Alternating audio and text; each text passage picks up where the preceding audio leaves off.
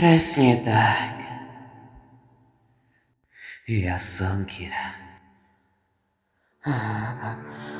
A čože? Zabiješ ma teraz?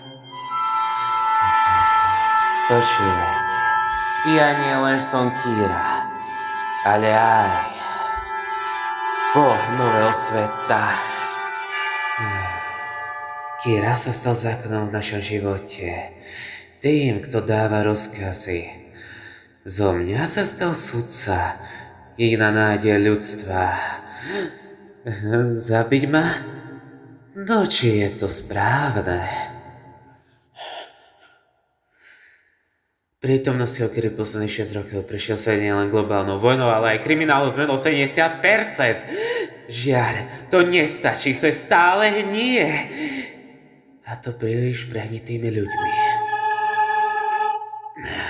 Niekto musí činiť i spravodlivosti. Keď sa mi do rúk prekrát pred tými všetnými rokmi dostal ten deň, bolo mi jasné, že to dokážem. Vlastne, len ja.